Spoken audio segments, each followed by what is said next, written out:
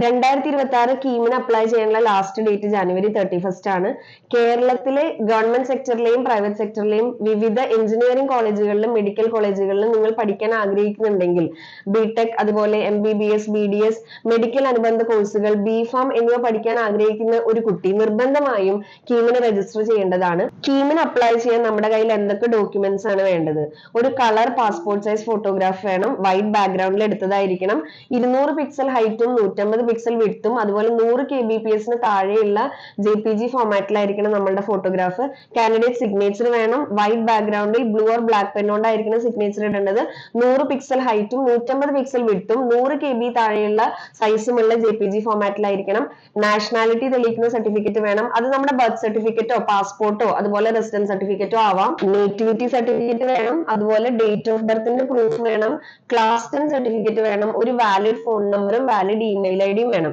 ഇത്രയും ആയാൽ നമ്മളുടെ phase 1 രജിസ്ട്രേഷൻ, പ്രിലിമിനറി രജിസ്ട്രേഷൻ ഉള്ള എല്ലാ ഡോക്യുമെന്റ്സും ഓക്കെ ആവും. അതുപോലെ ചില സ്പെഷ്യൽ റിസർവേഷൻ സർട്ടിഫിക്കറ്റ്സും അപ്ലോഡ് ചെയ്യേണ്ടതായിട്ടുണ്ട്.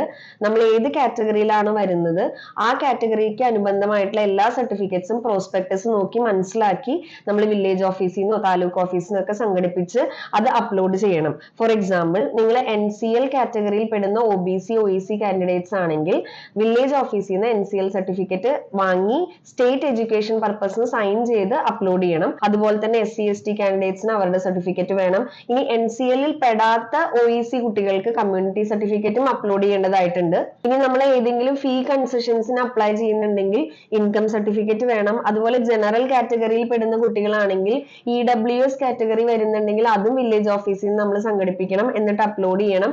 ഇനി SSLC സർട്ടിഫിക്കറ്റിൽ നമ്മുടെ നേറ്റിവിറ്റി ഓൾറെഡി തന്നിട്ടുണ്ടെങ്കിൽ സെപ്പറേറ്റ് നമ്മൾ നേറ്റിവിറ്റി സർട്ടിഫിക്കറ്റിന് പോകേണ്ട ആവശ്യമില്ല. ഇനി പാരന്റ്സ് ഇന്റർകാസ്റ്റ് മാരേജ് ആണെങ്കിൽ, ഇപ്പൊ ഫോർ എക്സാമ്പിൾ അച്ഛൻ OBC കാറ്റഗറി, അമ്മ SC കാറ്റഗറി ആണെങ്കിൽ കുട്ടിക്ക് SC റിസർവേഷൻ വേണമെങ്കിൽ അപ്ലൈ ചെയ്യാം. പക്ഷെ ആ സമയത്ത് നമ്മൾ ഇന്റർകാസ്റ്റ് മാരേജ് സർട്ടിഫിക്കറ്റ് കൂടി അപ്ലോഡ് ചെയ്യേണ്ടതായിട്ടുണ്ട്. ഇനി നോൺ കേരളൈറ്റ്സ് എന്ന് പറഞ്ഞിട്ട് ഒരു കാറ്റഗറി ഉണ്ട്. അപ്പൊ കേരളൈറ്റ് എന്ന് പറഞ്ഞ കാറ്റഗറിയിലാണ് നമ്മൾ മലയാളി കുട്ടികളൊക്കെ അപ്ലൈ ചെയ്യുക. അതായത് അമ്മയോ അച്ഛനോ മലയാളികളായിട്ട് കുട്ടികൾ പുറത്ത് പഠിച്ച കുട്ടികൾക്കും നമ്മളുടെ കേരളത്തിലെ എഞ്ചിനീയറിംഗ് മെഡിക്കൽ കോളേജുകളിൽ വിദ്യാഭ്യാസത്തിനുള്ള യോഗ്യതയുണ്ട്. പക്ഷെ അറ്റ് ദ സെയിം ടൈം അവര് അമ്മയും അച്ഛനും കേരളൈറ്റ്സ് ആണ് പ്രൂവ് ചെയ്യുന്ന സർട്ടിഫിക്കറ്റ്സ് വില്ലേജ് ഓഫീസിൽ നിന്ന് ഹാജരാക്കണം.